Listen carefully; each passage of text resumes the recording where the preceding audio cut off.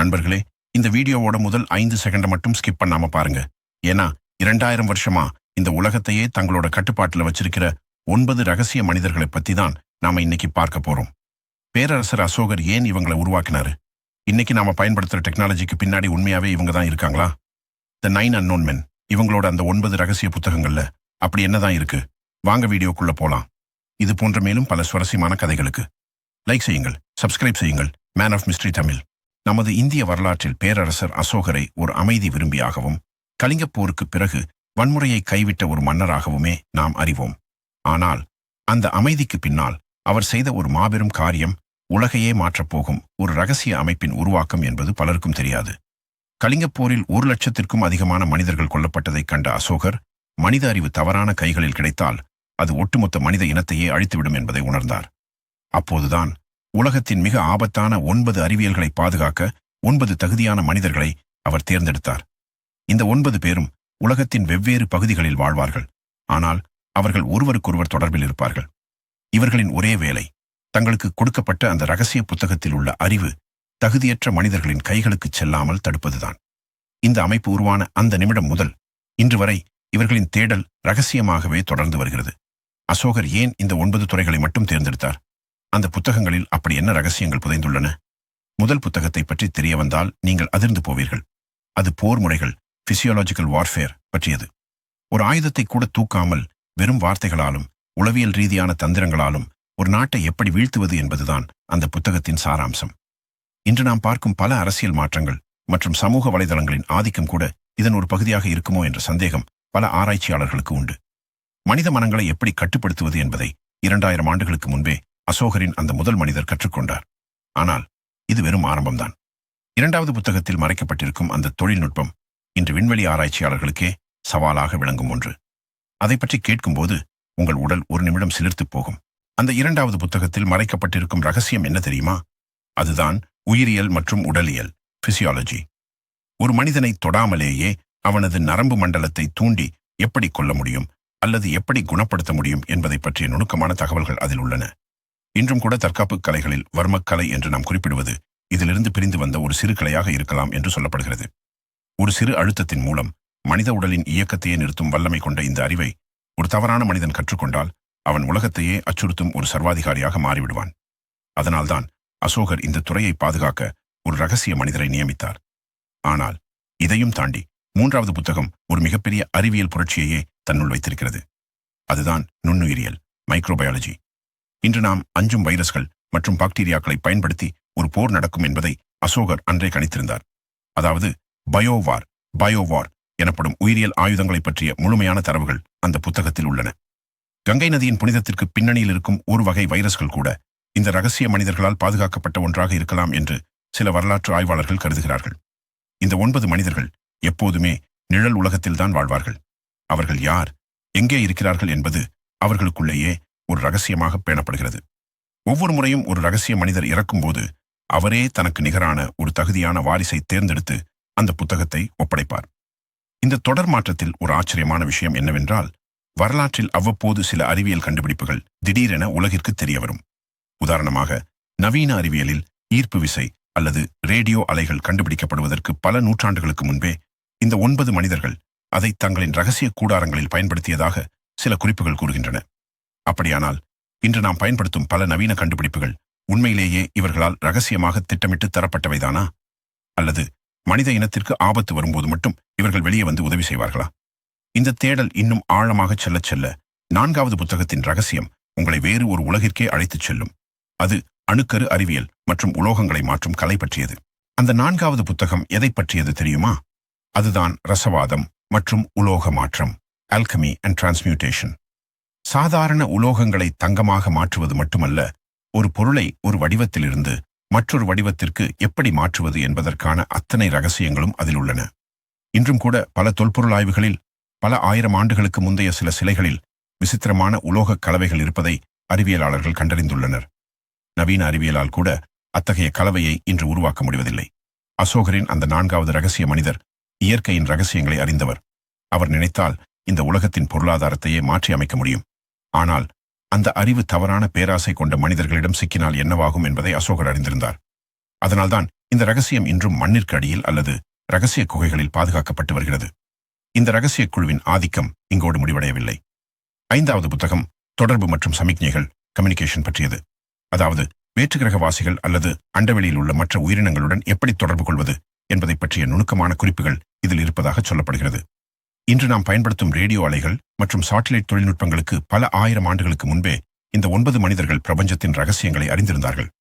சில வரலாற்று ஆய்வாளர்கள் என்ன சொல்கிறார்கள் என்றால், வரலாற்றில் திடீரென தோன்றும் சில மாபெரும் மேதைகள், உதாரணத்திற்கு லியோனார்டோ டா வின்சி அல்லது ஆல்பர்ட் ஐன்ஸ்டீன் போன்றவர்களுக்கு இந்த ரகசிய குழுவிலிருந்து ஏதோ ஒரு வகையில் குறிப்புகள் கிடைத்திருக்கலாம் என்று சந்தேகிக்கிறார்கள். ஆனால் இவை அனைத்தையும் விட 6வது புத்தகம் மிகவும் ஆபத்தானது. அது புவி ஈர்ப்பு விசை கிராவிடேஷன் பற்றியது.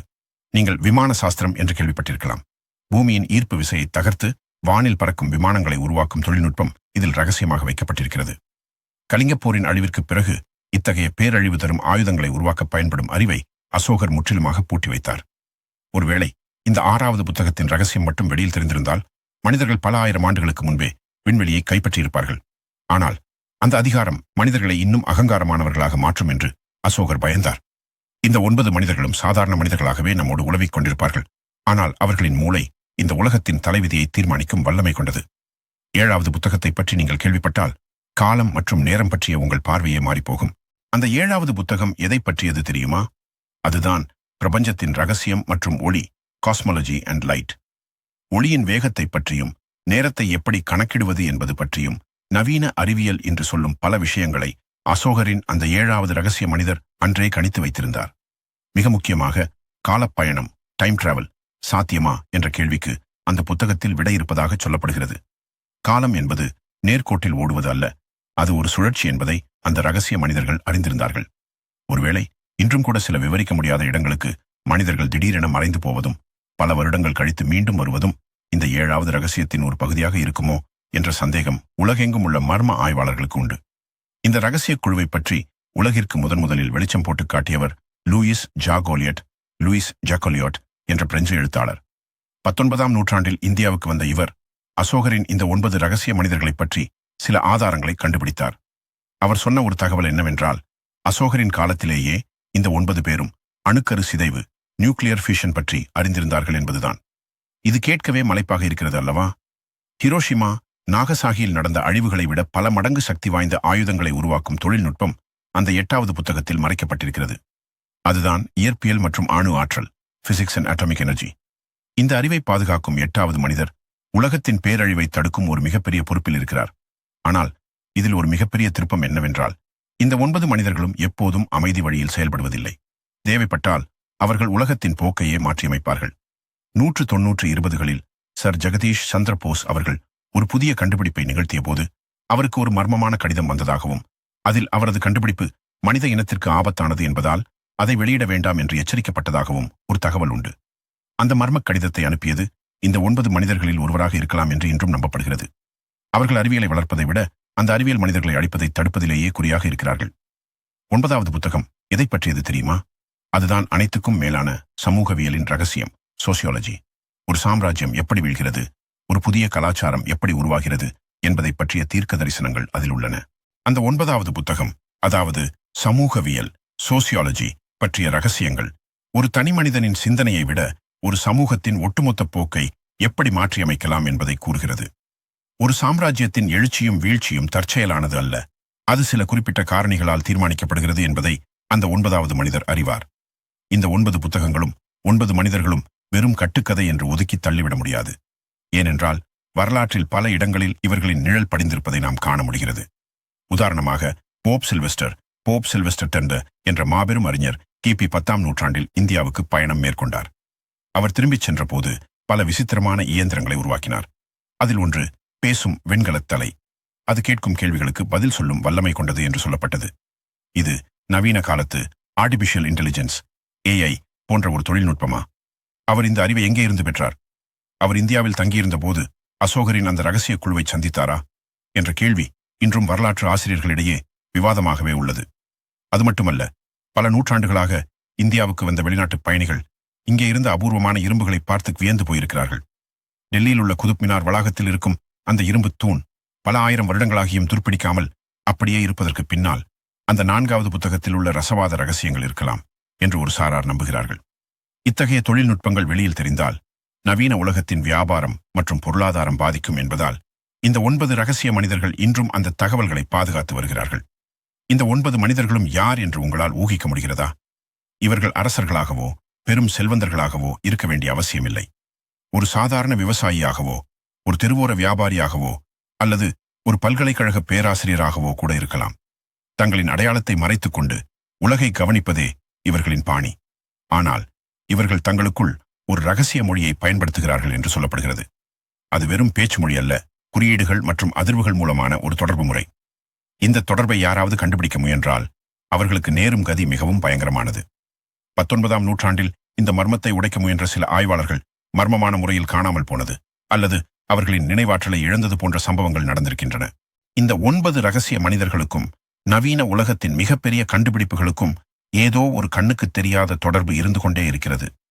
இதற்கு மிகச்சிறந்த உதாரணம் புகழ்பெற்ற இந்திய அறிவியலாளர் விக்ரம் சாராபாய் மற்றும் அப்துல் கலாம் போன்றவர்கள் விண்வெளித்துறையில் நிகழ்த்திய சாதனைகள். பல ஆராய்ச்சியாளர்கள் ஒரு வியப்பான கருத்தை முன்வைக்கிறார்கள். அதாவது, இந்திய மண்ணில் புதைந்து கிடக்கும் பழங்கால ஏடுகளிலும் இந்த ரகசிய குழுவின் மறைமுக வழிகாட்டுதலிலும் தான் இந்தியாவின் பல நவீன அறிவியல் வெற்றிகள் அடங்கியுள்ளன என்பதுதான் அது. குறிப்பாக ஏவுகணை தொழில்நுட்பத்தில் மிசைல் டெக்னாலஜி. இந்தியா முன்னோடியாக இருப்பதற்கு பின்னால் அசோகர் பூட்டி வைத்த அந்த 6வது புத்தகமான புவி ஈர்ப்பு விசை மற்றும் வான் பயணம் பற்றிய குறிப்புகள் ஏதோ ஒரு வகையில் உதவி இருக்கலாம். ஆனால் இந்த 9 மனிதர்கள் வெறும் அறிவியலை மட்டும் பாதுகாக்கவில்லை. அவர்கள் உலக அரசியலையும் தீர்மானிக்கிறார்கள். உலகப் போர்கள் நடந்த சமயத்தில் சில நாடுகள் அதீத சக்தி கொண்ட அணு ஆயுதங்களை தயாரிக்க முயன்ற போது அந்த திட்டங்கள் மர்மமான முறையில் தோல்வியடைந்தன. பல ஆய்வகங்களில் தீ விபத்துகள் ஏற்பட்டன. பல முக்கிய கோப்புகள் காணாமல் போயின. இதற்கெல்லாம் பின்னால் இந்த ரகசிய குழு இருந்திருக்கலாம் என்று சொல்லப்படுகிறது. ஏனென்றால் மனித இனம் தன்னைத்தானே அழித்துக் கொள்வதை அசோகர் விரும்பவில்லை. தி 9 அன்னோன் மென் அமைப்பின் முக்கிய நோக்கமே தடுத்தல் தான். அதாவது, பேரழிவை தரக்கூடிய அறிவு ஒருபோதும் பொதுவெளிக்கு வரக்கூடாது என்பதில் அவர்கள் மிக உறுதியாக இருக்கிறார்கள். இந்த 9 மனிதர்களில் ஒருவர் தற்போது எங்கே இருப்பார் என்று ஒரு சுவாரஸ்யமான தகவல் உலவுகிறது. சிலர் அவர்கள் இமயமலையின் ரகசிய குகைகளில் தவம் இருப்பதாகவும், சிலர் அவர்கள் தென்னிந்தியாவின் பழமையான கோவில்களில் அர்ச்சகர்களாகவோ அல்லது சித்தர்களாகவோ மறைந்து வாழ்வதாகவும் கூறுகிறார்கள். குறிப்பாக கும்பகோணம் மற்றும் காஞ்சிபுரம் பகுதிகளில் உள்ள சில கோவில்களின் ரகசிய அறைகளில் இந்த 9 புத்தகங்களில் சில இன்றும் பத்திரமாக வைக்கப்பட்டிருப்பதாக ஒரு நம்பிக்கை நிலவுகிறது. அந்த அறைகளை திறக்க முயன்றவர்கள் அனைவரும் ஏதோ ஒரு சக்தியால் தடுக்கப்பட்டதாக சொல்லப்படுகிறது. இது வெறும் ஆன்மீக சக்தி அல்ல. அது அந்த புத்தகங்களில் விவரிக்கப்பட்டுள்ள உளவியல் போர்முறை, சைக்கலாஜிக்கல் வார்ஃபேர் தந்திரங்களாக கூட இருக்கலாம். அதாவது, அந்த இடத்தை நெருங்குபவர்களின் மூளையில் ஒருவித பயத்தை அல்லது பிரமையை உண்டாக்கும் தொழில்நுட்பம் அது. 7வது பகுதியில இந்த 9 மனிதர்களை தேடிச் சென்ற ஒரு வெளிநாட்டு பயணிக்கு நேர்ந்த கதி பற்றி பார்க்கப் போகிறோம். இந்த ரகசிய குழுவை பற்றிய தேடல் என்பது ஒரு கத்தியின் மேல் நடப்பது போன்றது. 19ஆம் நூற்றாண்டின் பிற்பகுதியில் திபெத் மற்றும் இந்தியாவின் மலைப்பகுதிகளில் ஆய்வு செய்த பல ஐரோப்பிய ஆய்வாளர்கள் இந்த 9 மனிதர்களில் ஒருவரையாவது சந்தித்துவிட வேண்டும் என்று வெறியோடு அலைந்தார்கள். அப்படி சென்றவர்களில் ஒருவர்தான் கர்னல் வோல்காட். இவர் தனது குறிப்புகளில் ஒரு விசித்திரமான சம்பவத்தை பதிவு செய்திருக்கிறார். ஒருமுறை அவர் இமயமலையின் அடிவாரத்தில் தங்கியிருந்த போது அங்கிருந்த ஒரு முதியவர் அவருக்கு ஒரு எச்சரிக்கை விடுத்தாராம். தேடக்கூடாததை தேடாதே, பார்த்தால் உன்னால் தாங்க முடியாது என்பதுதான் அந்த எச்சரிக்கை. ஆனால் அதை மீறி அவர் சென்றபோது ஒரு குகைக்குள் அவர் கண்ட காட்சி அவரை உறைந்து போகச் செய்தது. அங்கே எந்த விளக்கும் இல்லாமல் ஒரு மனிதர் அமர்ந்திருந்தாராம். ஆனால் அவரைச் சுற்றி ஒரு மெல்லிய நீல நிற ஒளி தானாகவே பிரகாசித்துக் கொண்டிருந்தது. அந்த மனிதரின் முன்னால் இருந்த ஒரு சுவடியை பார்க்க வோல்காட் முயன்றபோது திடீரென அவருக்கு பார்வை மங்கியது போலவும் காதுகளில் ஒருவிதமான இரைச்சல் கேட்பது போலவும் உணர்ந்தார். அடுத்த சில நிமிடங்களில் அவர் அந்த குகைக்கு வெளியே மயங்கி கிடந்ததாக கூறப்படுகிறது. அவர் எதை கண்டார் என்பது இன்று வரை ஒரு மர்மமாகவே இருக்கிறது. இதுதான் அசோகரின் அந்த 8வது புத்தகமான ஒளி மற்றும் கதிர்வீச்சு, லைட் அண்ட் ரேடியேஷன் பற்றிய ரகசியமாக இருக்கலாம். ஒரு மனிதனின் நரம்பு மண்டலத்தை குறிப்பிட்ட ஒளியலைகளின் மூலம் செயலிழக்கச் செய்யும் தொழில்நுட்பம் அது. இதுபோன்ற சம்பவங்கள் வெறும் கதைகள் அல்ல. அறிவியலுக்கு அப்பாற்பட்ட எத்தனையோ உண்மைகள் இன்றும் நம் கண்களுக்கு முன்னால் மறைக்கப்பட்டே இருக்கின்றன. இந்த 9 மனிதர்களும் ஏன் தங்களை வெளிப்படுத்திக் கொள்வதில்லை? இதற்கு ஒரு மிக முக்கியமான காரணம் இருக்கிறது. அவர்கள் தங்களை வெளிப்படுத்தினால் உலக நாடுகள் அனைத்தும் அந்த ரகசிய புத்தகங்களுக்காக ஒருவருக்கொருவர் போரிட்டு அழிந்து போவார்கள். ஒரு வகையில் இந்த 9 மனிதர்கள்தான் இந்த உலகத்தின் சமநிலையை பேணி வருகிறார்கள். இவர்கள் வெறும் இந்தியாவிற்கு மட்டும் சொந்தமானவர்கள் அல்ல. இவர்களில் ஒரு சீனர், ஒரு எகிப்தியர் மற்றும் ஒரு மேலை நாட்டவர் கூட இருக்கலாம் என்று சொல்லப்படுகிறது. அசோகர் இந்த அமைப்பை தொடங்கிய போது அது ஒரு உலகளாவிய ரகசிய வலையமைப்பாகவே குளோபல் சீக்ரெட் நெட்வொர்க் இருக்க வேண்டும் என்று திட்டமிட்டார். இன்று நாம் இலுமினாட்டி என்று சொல்கிறோமே, அதற்கெல்லாம் முன்னோடி அசோகரின் இந்த 9 மனிதர்கள்தான். ஆனால் இலுமினாட்டி உலகை ஆள நினைக்கிறது, அசோகரின் மனிதர்களோ உலகை காக்க நினைக்கிறார்கள். இதுதான் வித்தியாசம். 8வது பகுதியில் இவர்களுக்கும் நவீன காலத்து ஏலியன் மர்மங்களுக்கும் உள்ள தொடர்பை பற்றி பார்க்கப் போகிறோம். இந்த 9 மனிதர்களுக்கும் நவீன காலத்து ஏலியன் மற்றும் UFO மர்மங்களுக்கும் ஏதோ ஒரு நெருங்கிய தொடர்பு இருப்பதாக சொல்லப்படுவது உங்களை ஆச்சரியப்படுத்தலாம். குறிப்பாக 5வது புத்தகமான தொடர்பு மற்றும் சமிக்ஞைகள் பற்றி நாம் ஏற்கனவே பார்த்தோம். இந்த ரகசிய குழுவினர் விண்வெளியில் இருக்கும் மற்ற கிரக உயிரினங்களுடன் தொடர்பு கொள்ளும் மேம்பட்ட அறிவை பெற்றிருக்கலாம் என்று பல மர்ம ஆய்வாளர்கள் கருதுகிறார்கள். இன்றும் கூட இந்தியாவின் லடாக் பகுதியில் உள்ள கொங்காலா கணவாயில் அடிக்கடி விசித்திரமான பறக்கும் தட்டுகள் தெரிவதாக செய்திகள் வருகின்றன. அந்த இடம் மனிதர்கள் எளிதில் செல்ல முடியாத ஒரு பகுதி. ஒருவேளை அந்த இடம் இந்த 9 ரகசிய மனிதர்களின் தளமாகவோ அல்லது அவர்கள் வேற்று கிரகவாசிகளுடன் உரையாடும் ஒரு இடமாகவோ இருக்கலாம். அசோகர் ஏன் இந்த விண்வெளி தொடர்புகளை ரகசியமாக வைக்கச் சொன்னார்? ஒருவேளை பிரபஞ்சத்தில் இருக்கும் மற்ற நாகரிகங்கள் மனிதர்களை விட பல மடங்கு வலிமையானவை என்பதை அவர் அறிந்திருக்கலாம்.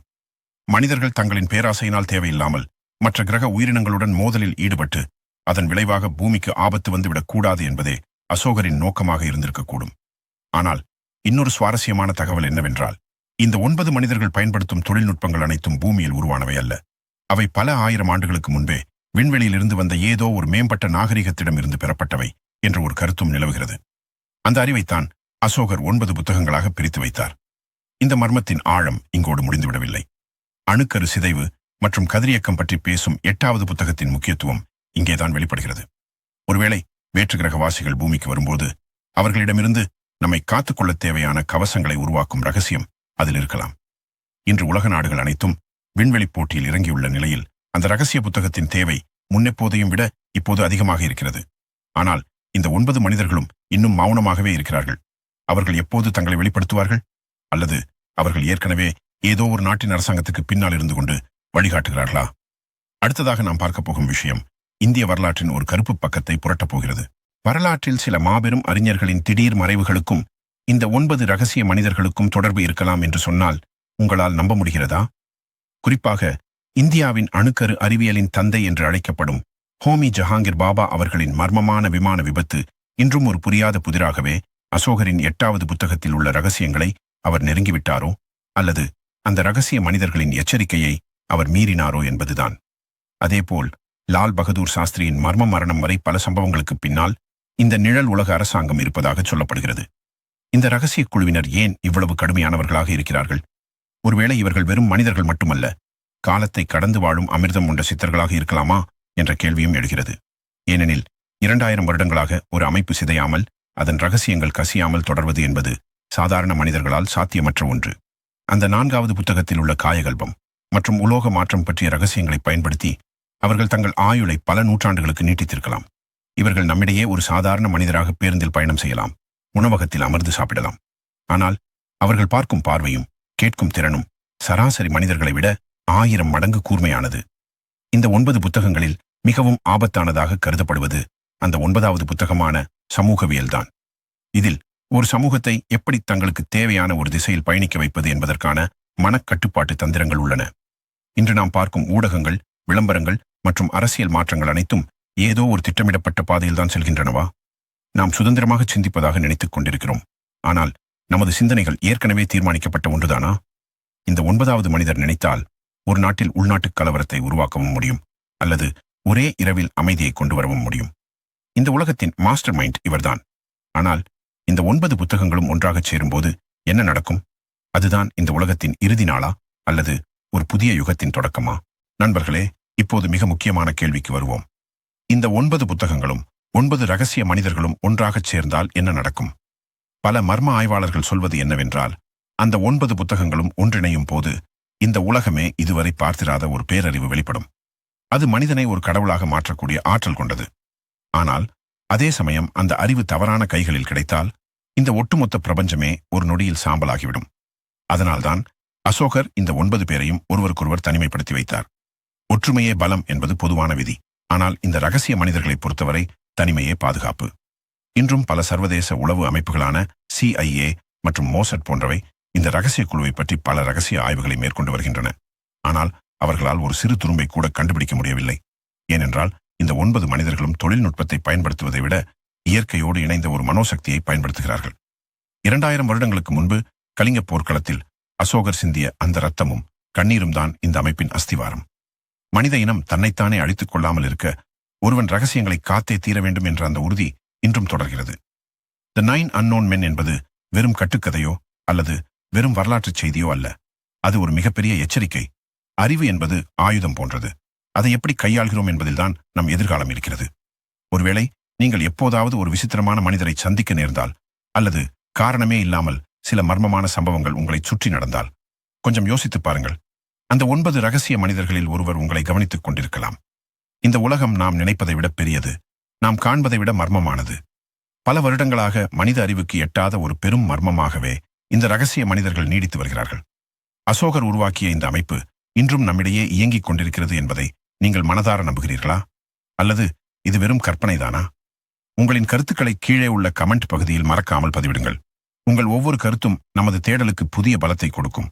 இந்த வீடியோ உங்களுக்கு பிடித்திருந்தால் மறக்காமல் ஒரு லைக் போடுங்கள். உங்கள் நண்பர்களுக்கும் இந்த வீடியோவை பகிர்ந்து ஷேர் கொள்ளுங்கள். இது போன்ற இன்னும் பல சுவாரஸ்யமான மர்மங்களை நீங்கள் தொடர்ந்து தெரிந்து கொள்ள இப்போதே நமது மேன் ஆஃப் மிஸ்ட்ரி தமிழ் சேனலை சப்ஸ்கிரைப் செய்து அந்த பெல் ஐகானையும் அழுத்தி வையுங்கள். உங்களின் பேராதரவுதான் எங்களை இது போன்ற பல மர்மமான இடங்களுக்குச் சென்று உண்மைகளை வெளிக்கொண்டு வர தூண்டுகிறது. மீண்டும் ஒரு அதிர வைக்கும் ரகசியத்தோடு உங்களை அடுத்த வீடியோவில் சந்திக்கிறேன். அதுவரை இணைந்திருங்கள். தேடல் தொடரும்.